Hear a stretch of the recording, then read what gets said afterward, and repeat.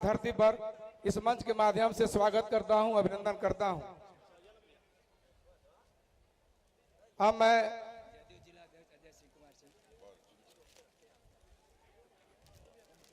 रितेश राज श्री राजनाथ जी को मोमेंटो से सम्मानित करेंगे। रितेश राज जी, राम कुमार वर्मा जी जो पूर्व सांसद हैं, माननीय को सम्मानित करेंगे। मैं आप सबसे, विजय जी रुकिए, अभी विजय जी रुकिए ना। अब जो भी सम्मानित माननीय को करना चाहते हैं आकर बारी बारी से करने का कृपया करें। अनंत गुप्ता जी,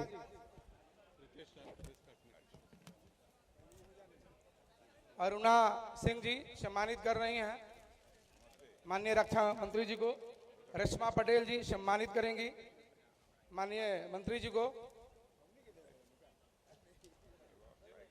ओम प्रकाश सेतु जी, श्री रामेश्वर चौरसिया जी पूर्व विधायक सम्मानित करेंगे माननीय रक्षा मंत्री जी को।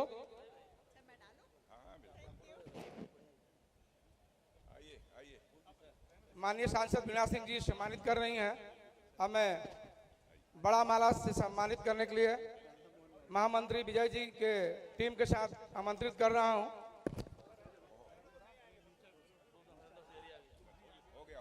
हरेंद्र जी सम्मानित करेंगे माननीय मंत्री जी को। श्री मदन प्रसाद बैस जी, श्री पूर्व विधायक राजेश्वर राज जी माननीय मंत्री को मोमेंटो से भेंट कर सम्मानित करेंगे।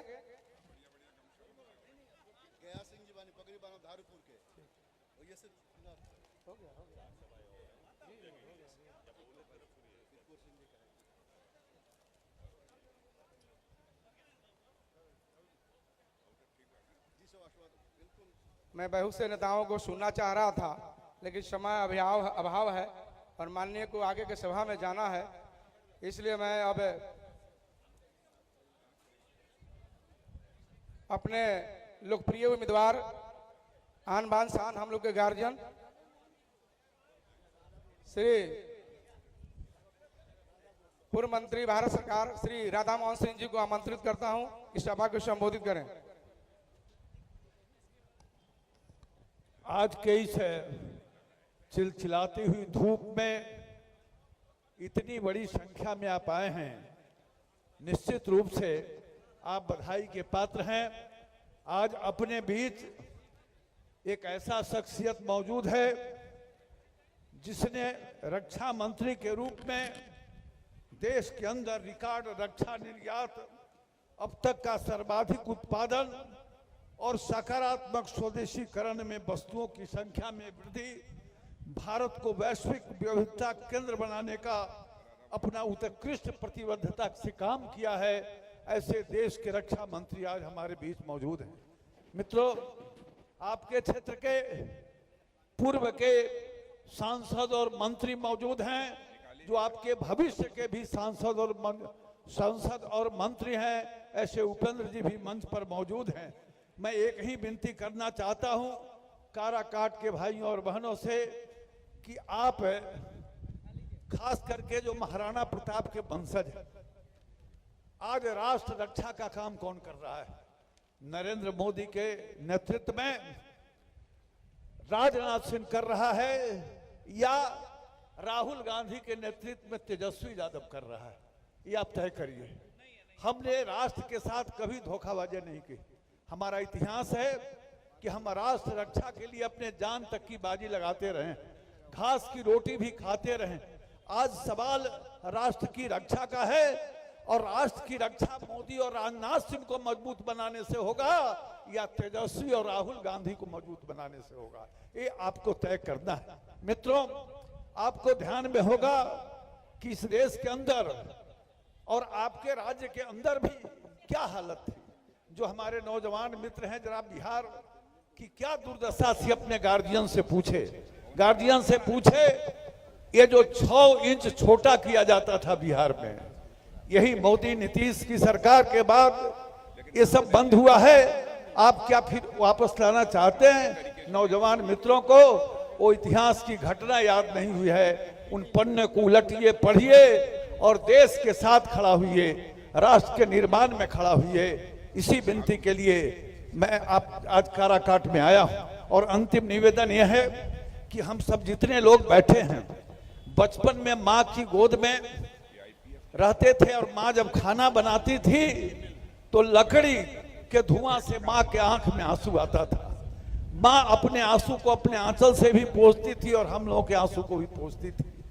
अब ये जो लकड़ी का धुआं था, जिसके कारण माँ के आंसू में और आंखों में और आपके आंखों में आंसू आ जाता था, ये कैसे दूर हुआ? ये जब घर घर गैस सिलेंडर पहुंचा तो देश के करोड़ों माताओं और बहनों के आंख के आंसू दूर हुए थे। वही गैस सिलेंडर चुनाव चिन्ह है। तो आइए हम सब लोग मिलकर एकजुट होकर जाति, बिरादरी, मजहब से ऊपर उठकर देश को मजबूत बनाने के लिए, मोदी को मजबूत बनाने के लिए, राजनाथ सिंह को मजबूत बनाने के लिए, नीतीश जी को, सम्राट चौधरी को, उपेंद्र जी को मजबूत बनाने के लिए गैस सिलेंडर के सामने बटन दबाकर उपेंद्र जी को विजयी बनाएं। इसी विनती के साथ मैं अपनी बात समाप्त करता हूं। अब मैं माननीय रक्षा मंत्री जी के स्वागत में 2 शब्द कहने के लिए राजेश्वर राज विधायक जी को आमंत्रित करता हूं। आज हम सभी जय घोष करेंगे, जय घोष से स्वागत करेंगे। भारत माता की, भारत माता की, भारत माता की।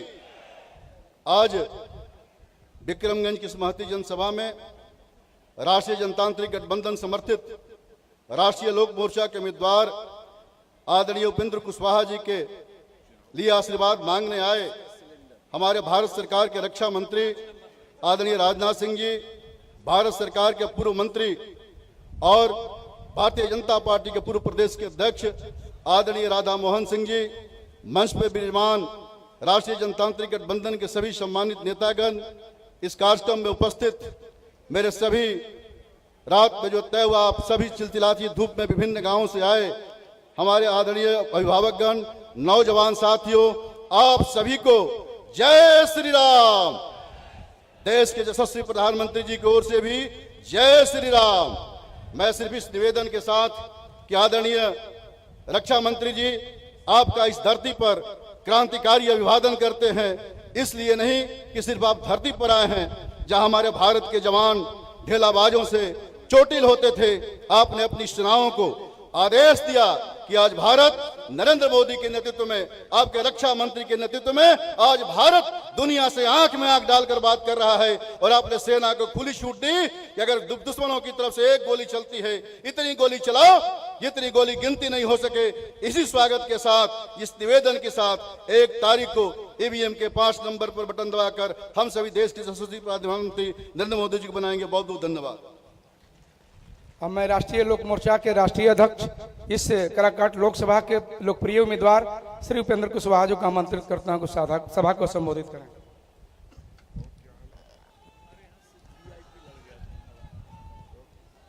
इस कार्यक्रम में की सम्मानित अध्यक्ष श्रीमती अरुणा जी,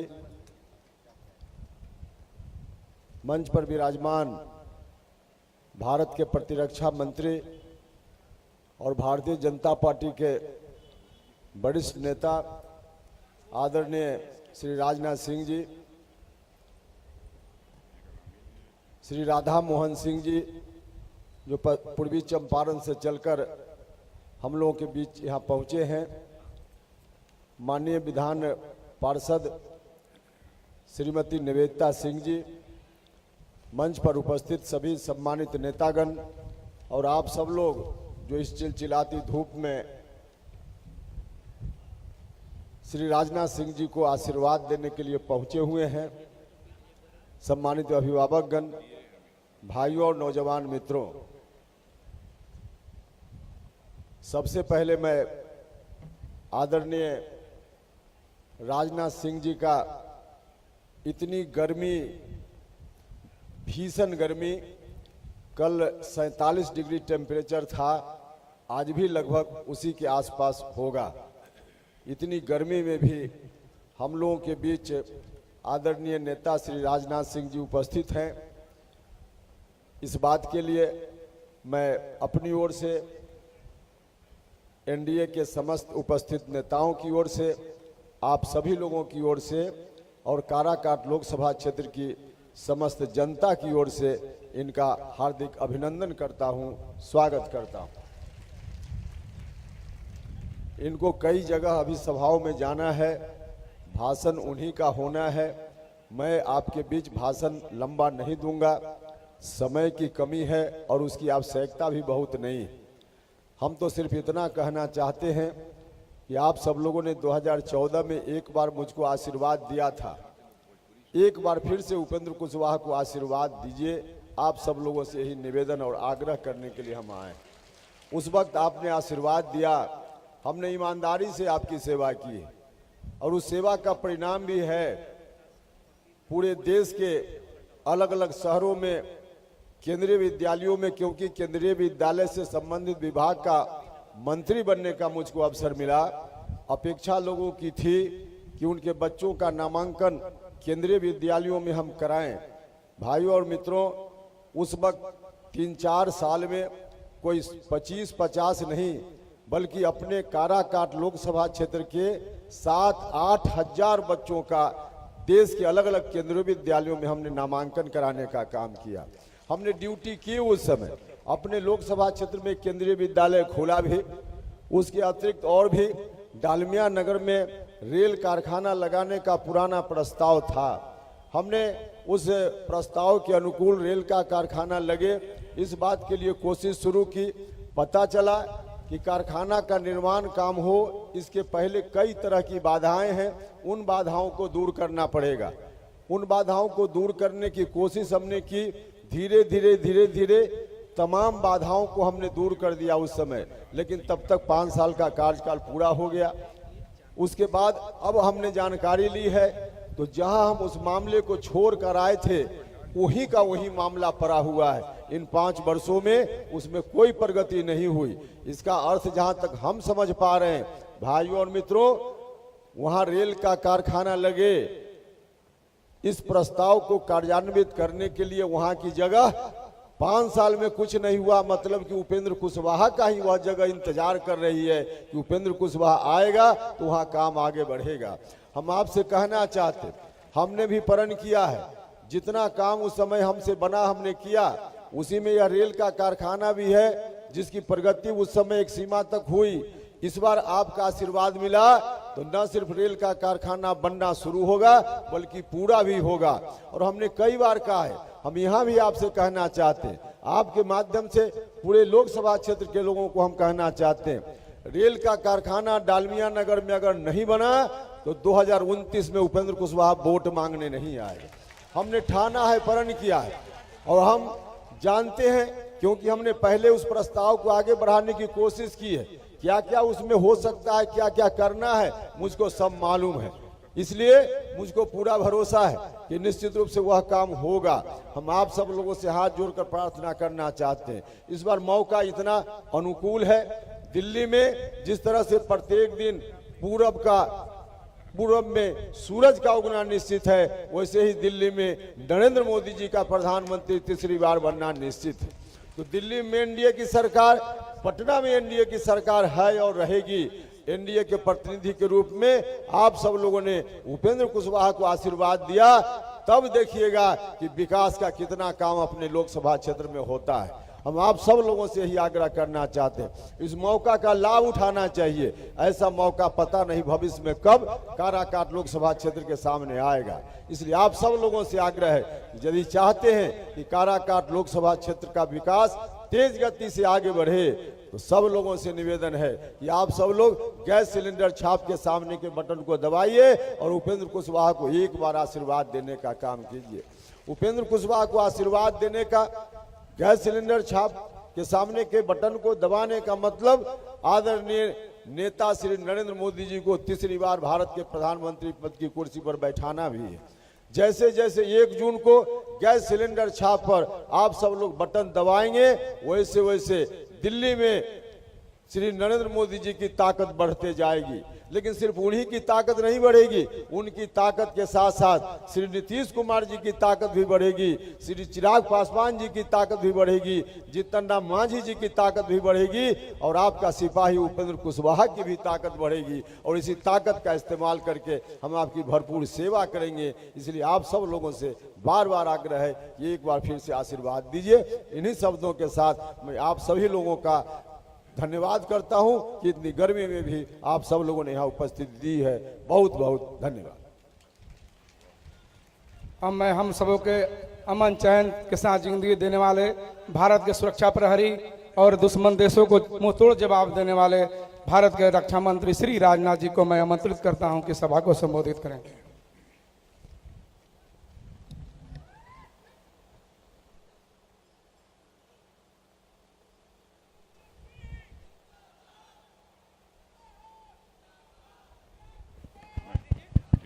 हेलो, बोलिए, मेरी आवाज सुनाई दे रही है? कोई लेते आओ, उसको ले आओ, वो ज्यादा दुरुस्त है। अब इसमें भी आ गई आवाज। देखिए, आवाज वाले को देखते ही आवाज आ गई।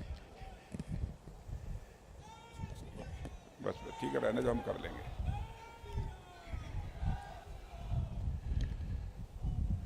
क्या हाल है? आप लोग मजे में ठीक ठाक हुआ कि नहीं?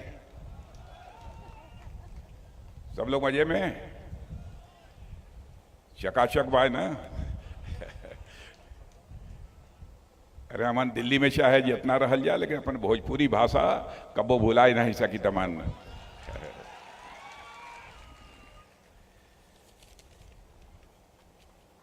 हमारे यहाँ के प्रत्याशी और राज्य और केंद्र सरकार के पूर्व मंत्री श्री उपेंद्र कुशवाहा जी, भारत सरकार के पूर्व मंत्री श्री राधा मोहन सिंह जी, श्री राजेश्वर राज जी पूर्व विधायक, श्री राजेश्वर चौरसिया जी पूर्व विधायक, श्रीमती निवेदिता सिंह सदस्य विधान परिषद, श्री आलोक कुमार सिंह, श्री कपिल कुमार जिला अध्यक्ष रालमो रोहतास, अजय कुशवाहा जिला अध्यक्ष जदयू, श्री अखिलेश सिंह राष्ट्रीय सचिव रालोमो, श्री चितरंजन सिंह प्रदेश उपाध्यक्ष रालोमो, श्रीमती अरुणा देवी नेत्री जनता दल यू, मनीष सिंह भाजपा नेता, रेशमा पटेल जिला पार्षद, सुनील सिंह, श्री गया सिंह, श्री मदन प्रसाद वैश्य, श्री विजय सिंह, श्री रिंकू सिंह जनता दल यू नेता, ओम प्रकाश सेतु प्रवक्ता जदयू, सत्येंद्र सिंह जनता दल यू, राम कुमार शर्मा, आनंद गुप्ता और यहाँ मौजूद मेरे सभी सम्मानित बहनों एवं भाइयों, शायद इस स्थान पर पहली बार किसी सार्वजनिक सभा को संबोधित करने के लिए आप लोगों के सामने मैं मौजूद हूँ। इसके पहले तो कभी नहीं आया हूँ ना? आए हैं इसी मैदान में? नहीं नहीं, दूसरे मैदान में आए होंगे। हाँ, मैं जल्दी भूलता नहीं हूँ। मैंने लंबे समय के बाद आए हैं, फिर भी आप लोगों ने तालियां बजाकर बहुत ही गर्मजोशी के साथ स्वागत किया है। भारत की परंपरा है और शिष्टाचार का तकाजा भी है। स्वागत, अभिनंदन और सलाम दुआ कभी एक तरफा नहीं होना चाहिए। इसलिए मैं भी अपनी तरफ से शीश झुकाकर आप सभी बहनों भाइयों का हार्दिक अभिनंदन करता हूं, आप सभी का मैं स्वागत करता हूं। आज मैं यदि आया हूं तो उपेंद्र जी कुशवाहा के लिए आया। आप ये पूछेंगे उपेंद्र जी कुशवाहा के लिए क्यों आए हैं? क्योंकि हमारे यह एनडीए के सहयोगी हैं, एनडीए के नेता हैं, और जब यह जीत कर भारत की संसद में पहुंचेंगे तो प्रधानमंत्री बनाने का सवाल खड़ा होगा, तो श्री नरेंद्र मोदी को ही भारत का प्रधानमंत्री बनाने के लिए अपना पुरजोर समर्थन देंगे।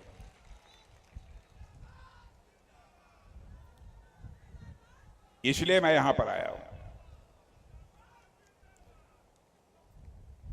और हमें बात की अच्छी तरह जानीला, चाहे एकदम अनपढ़ कोई बिहार को हो, राजनीतिक दृष्टि से बहुत जागरूक होने लोग। गांव में चौपाल पर कौड़ा पर जब बैठ जाई हैं तो केवल भारत के राजनीति की बात न करी हैं, देश विदेश तक का राजनीति की बात करी हैं लोग। ये हाल है बिहार का। हम अच्छी तरह जानते हैं, बहुत जागरूक हैं लोग। लंबे समय तक आपने देखा है कि बिहार में एक आरजेडी पार्टी है, वैसे आरजेडी की हवा निकलती जा रही है, लेकिन अब कांग्रेस के साथ इन लोगों ने गठबंधन बना लिया है। मैं आरजेडी के बारे में कोई एक बात मैं कहूंगा कि बहनों भाइयों, लालटेन कितनी रोशनी देगा? लालटेन तो ज्यादा से ज्यादा एक कमरे में रोशनी दे सकता है, इससे ज्यादा लालटेन की ताकत नहीं है। लेकिन लालटेन की हालत यह हो गई है कि लालटेन का तेल अब समाप्त हो रहा है। और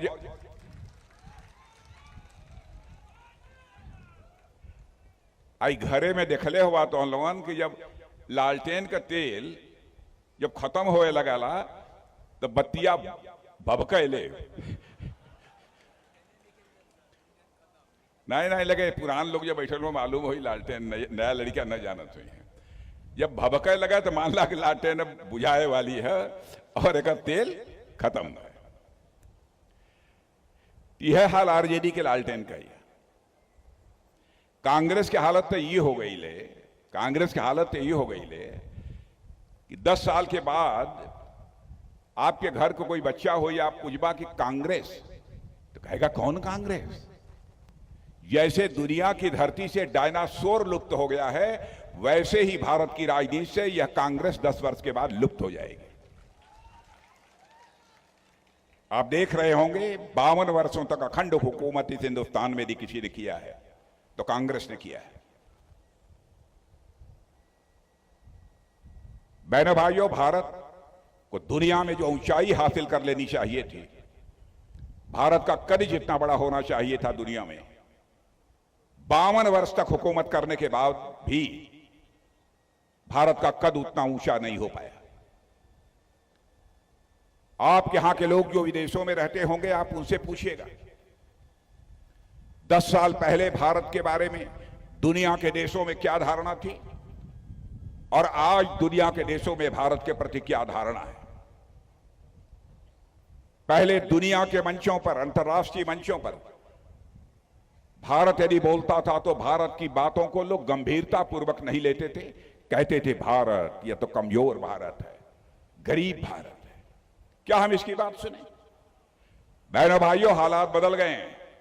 आज भारत यदि दुनिया के मंचों पर बोलता है, सारी दुनिया कान खोलकर सुनती है। दुनिया कान खोलकर सुनती है कि भारत बोल क्या रहा है। यह भारत की हैसियत सारी दुनिया में बनी है। यहां तक भी महंगाई का प्रश्न है, हमारे पास आंकड़े हैं, मैं आंकड़े दे सकता हूं। दुनिया में सभी देशों में सबसे कम महंगाई यदि कहीं पर है तो भारत में। कोई हमसे प्रमाण मांगेगा तो मैं प्रमाण देने को तैयार हूं। मैंने तैयार कराया है और इसको लेकर मैं चल रहा हूं। मैं प्रेस के दोस्तों से भी कहूंगा कि आप इसे जरूर नोट कर लें। महंगाई का जहां तक सवाल है, भारत की खाद्य महंगाई सबसे कम है, 2.91%। अमेरिका में 7.7% है, फ्रांस में 19% है, ऑस्ट्रेलिया में 8.5% है, पाकिस्तान में 48% महंगाई है,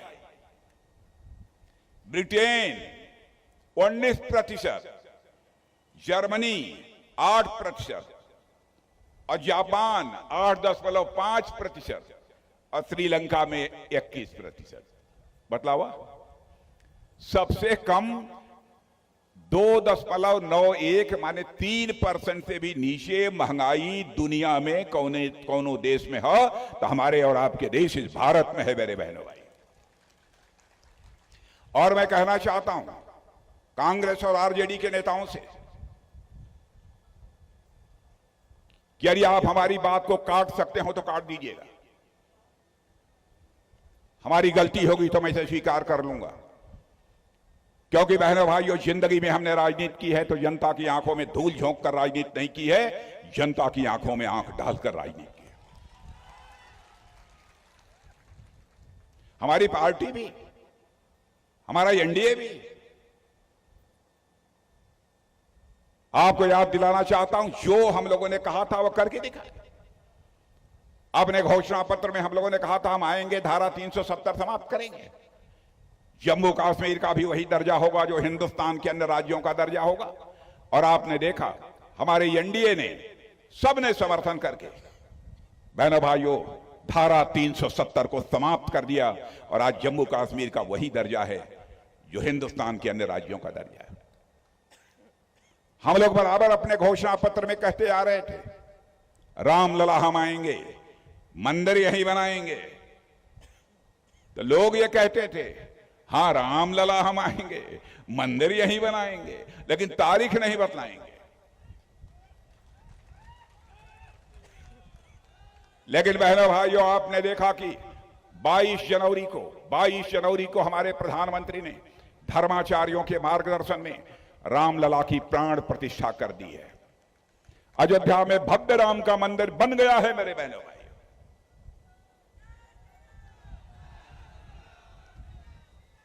और मेरी बात आप सुन लीजिए, रामलला अपनी कुटिया से, अपनी झोपड़ी से निकलकर अपने महल में प्रवेश कर चुके हैं। भारत में राम राज्य का आगाज होकर रहेगा, मैं दावे के साथ कहता हूं।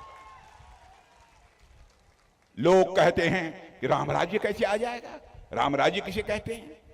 मैं कहता हूं जिस दिन लोगों को अपने कर्तव्य का बोध हो जाएगा कि हमारी जिम्मेदारी परिवार के प्रति, समाज के प्रति और देश के प्रति क्या बनती है, जिस दिन इसका बोध, जिस दिन इसका ज्ञान हो जाएगा, उसी दिन मैं मान लूंगा कि भारत में राम राज्य आ गया। कैकेयी के अंदर यह कर्तव्य बोध नहीं था, कैकेयी के अंदर अधिकार बोध था, हमारा पुत्र ही गद्दी पर बैठना चाहिए। इसी कारण मर्यादा पुरुषोत्तम भगवान राम को 14 वर्षों का वनवास लेना को सहना पड़ा था। यह काम कहा था, हम लोगों ने करके दिखा दिया। बहुत सारी ऐसी चीजें। अब 3 तलाक को हमने समाप्त कर दिया तो कहते हैं कि भारतीय जनता पार्टी हिंदू मुसलमान के बीच नफरत पैदा करती है। बहनों भाइयों, हिंदू मुसलमान के प्रति नफरत पैदा करने का सवाल ही नहीं खड़ा होता। जो भी भारत का नागरिक है, हिंदू होगा, मुसलमान होगा, ईसाई होगा, यहूदी होगा, जो भी भारत का नागरिक है, हम सब एक परिवार के सदस्य, हम ऐसा मानते हैं। लेकिन हम राजनीति धर्म की नहीं करते, तुष्टीकरण की नहीं करते, हम इंसाफ और इंसानियत की राजनीति करते। मां, बहन, बेटी किसी भी जात की हो, किसी भी धर्म की मानने वाली हो, चाहे वह ईसाई हो, चाहे मुस्लिम हो, चाहे यहूदी हो, चाहे हिंदू, बहनों भाइयों, हम एनडीए के लोगों के लिए वो मां, बहन, बेटी हमारी भी मां, बहन, बेटी है। हम लोग ये मानकर चलते हैं। कोई ये कहे कि साहब 3 तलाक आपने समाप्त कर दिया, दूसरे धर्म का मामला है। बहनों भाइयों, हम लोगों ने इसकी चिंता नहीं की। क्या आरोप लगेगा? कैसे हम किसी को इजाजत दे सकते हैं कि आप किसी महिला से शादी करें और 10 दिन के बाद 3 बार तलाक तलाक तलाक बोलकर उसको छुट्टी कर दें, उससे रिश्ता तोड़ दें? कैसे कोई इंसान इसे बर्दाश्त कर सकता है? और बहनों भाइयों, लोगों ने कहा था वोट बैंक प्रभावित होगा। मैंने कहा कि हम लोग केवल वोट की राजनीति नहीं करते, हम केवल सरकार बनाने की राजनीति नहीं करते, हम देश बनाने की राजनीति करते हैं, समाज बनाने की राजनीति करते हैं। इसलिए हम लोगों ने समाप्त कर दिया। जो कहा सो किया। गरीबी का जहां तक सवाल है, सब बात छोड़िए, ईमानदारी से आप बतलाइए। आज यदि 5 किलो मुफ्त राशन लोगों को मिल रहा है कि नहीं मिल रहा है? ईमानदारी से बोलिए, हमसे छिपाइए मत, हम गांव का रहे वाला ही कुल जानिए। एक घरे में यदि 4 लोग हुआ तो चारों लोग 5-5 किलो लेना है। सही बात हो कि नहीं हो? सही बात है ना? जब पूरा खाए नहीं पहुंचता तो ले जाके कुछ बेच भी देना कुछ महीना के बाद। बहनों भाइयों, कभी भी नहीं हो सकता, ना कभी हुआ और न भविष्य में कभी होगा। यह काम 56 इंच चौड़े के सीने वाला प्रधानमंत्री नरेंद्र मोदी ही कर सकता है बहनों भाइयों, और कोई दूसरा नहीं कर सकता। देखिए क्या ताकत है आज भारत की। रूस और यूक्रेन के बीच लड़ाई चल रही है, आप लोगों को जानकारी है? कितने लोगों को जानकारी है रूस और यूक्रेन के बीच में वर्षों से लड़ाई चल रही? बराबर रूस की तरफ से बम, गोले, तोप, मिसाइलें चल रही, यूक्रेन की तरफ से बम, तोप, गोले, मिसाइलें चल रही। यूक्रेन में हमारे लगभग हजारों बच्चे, भारत के रहने वाले बच्चे, वहां पर कोई डॉक्टरी पढ़ रहा था, कोई इंजीनियरिंग पढ़ रहा था, कोई मैनेजमेंट का कोर्स कर रहा था। उनके माता पिता जो भारत में रहते थे, उन्हें इस बात की चिंता हुई, ये बराबर मिसाइल, बम, तोप और गोले चल रहे हैं, क्या होगा हमारे बच्चों का? यदि एक भी मिसाइल जहां हमारे बच्चे रहते हैं वहां गिर गई तो हमारे बच्चों की जिंदगी नहीं बचेगी।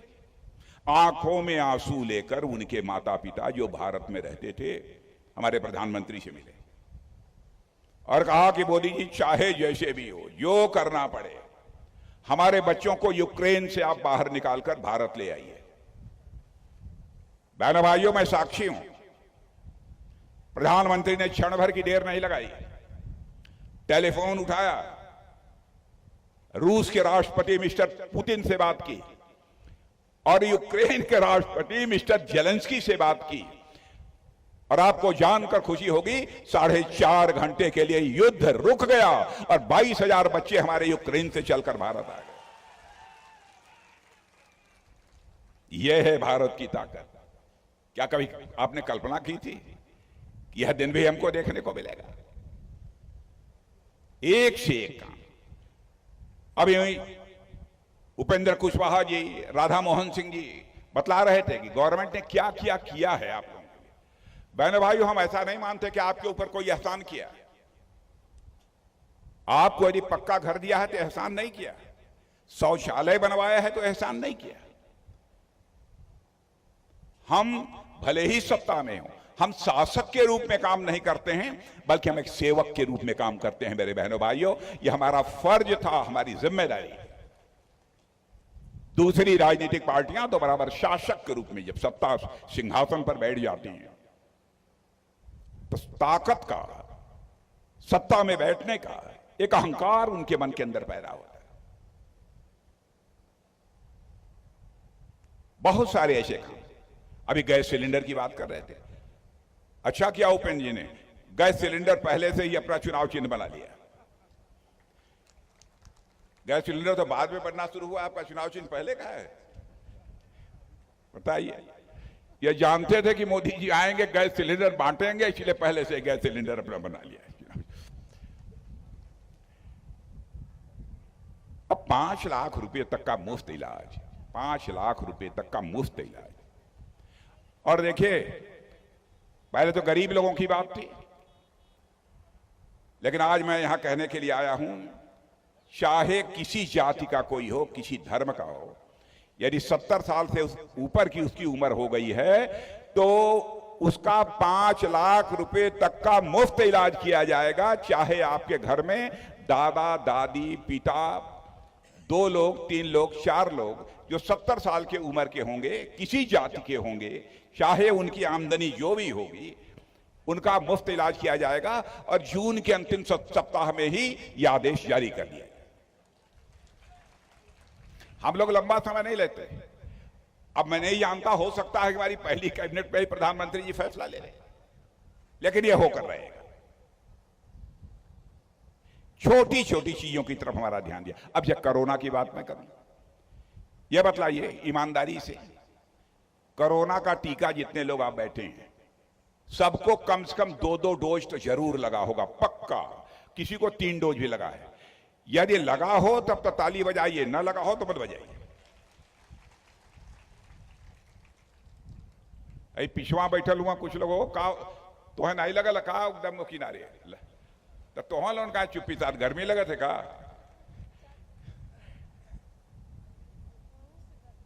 और बहनों भाइयों, जिस समय कोरोना का संकट आया था उसमें हमारे यहां टीका बनता नहीं था, वैक्सीन बनती नहीं थी। प्रधानमंत्री ने हमारे वैज्ञानिकों की हौसला अफजाई की और कहा कि जितना पैसा लगेगा हम देंगे, आप आगे बढ़ो, कोरोना का टीका बनाओ। और वैज्ञानिकों ने करिश्मा कर दिया बहनों भाइयों, कोरोना का टीका बनाया। भारत में 140 करोड़ लोगों को कम से कम 2 डोज का टीका लगा है और दुनिया के 110 देशों में हम लोगों ने कोरोना के वैक्सीन, कोरोना के टीका को मुहैया कराया है। यह है आपका भारत, यह है आपका भारत। मैं ही नहीं,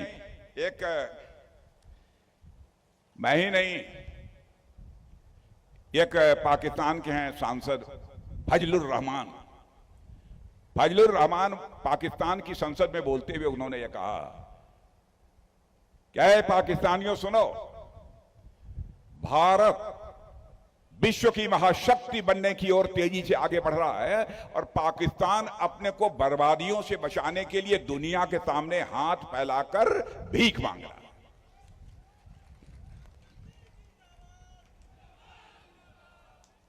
यह मैं नहीं कह रहा हूं, यह पाकिस्तान के सांसद ने कहा है। और पाकिस्तान के एक पूर्व मंत्री जो पाकिस्तान बराबर हमारे देश में आतंकवादियों को भेजकर लोगों की हत्या कराता है, लेकिन अब उन्हें इतनी हिम्मत नहीं रह गई, कलेजा नहीं रह गया बहनों भाइयों, कि अब कोई पाकिस्तान आतंकवादी भेज दे और यहां से मार के चला जाए। आज भारत की ताकत यह है बहनों भाइयों, हम सीमा के इस पार भी मार सकते हैं, जरूरत पड़ी तो सीमा के उस पार भी जाकर मार सकते हैं। भारत के अंदर बताकर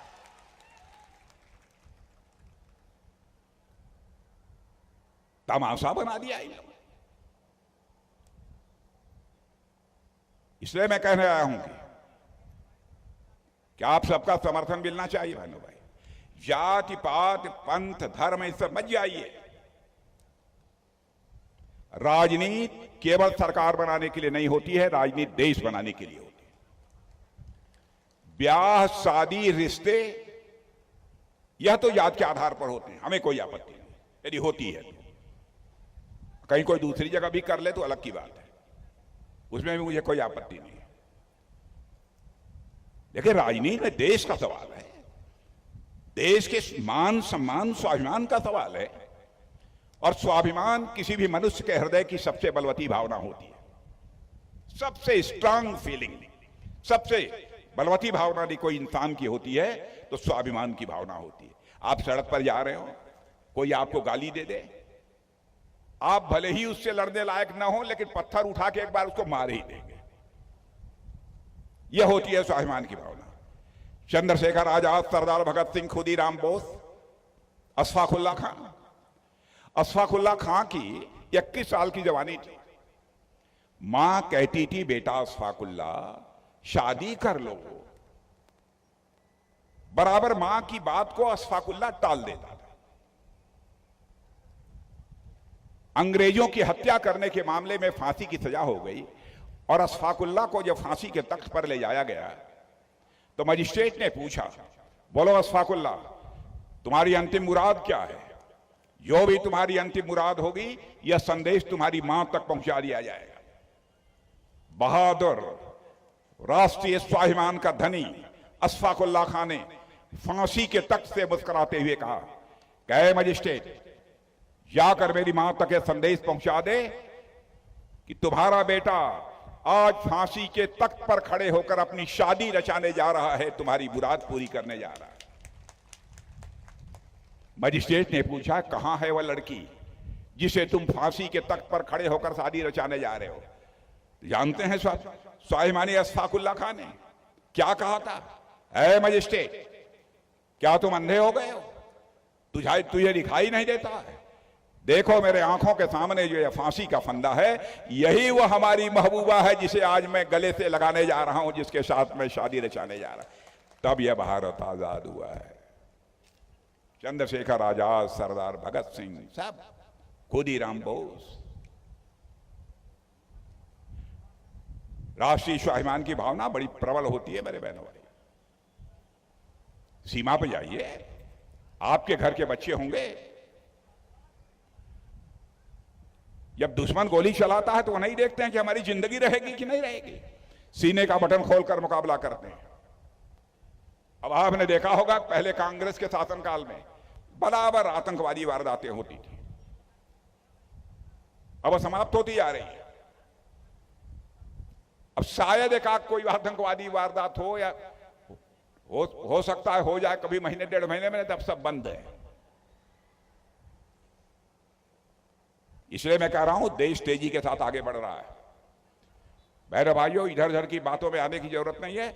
उपेंद्र कुशवाहा को उनके चुनाव चिन्ह गैस के सिलेंडर का बटन दबाइए और भारी मतों से विजय दिलाकर उनको भेजिए।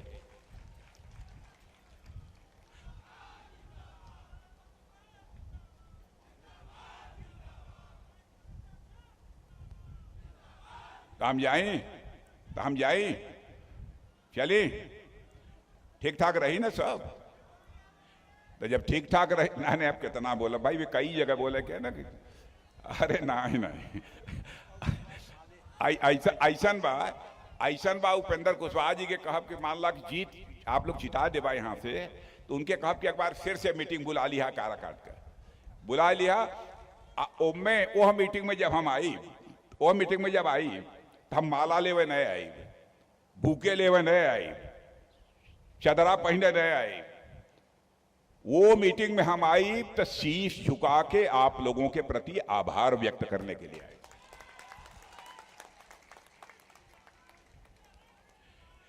ऐसे अब आप लोग जितले के बाद उपेंद्र जी कब बुलाई है तो आ जाओ, ठीक है। चलो ठीक है।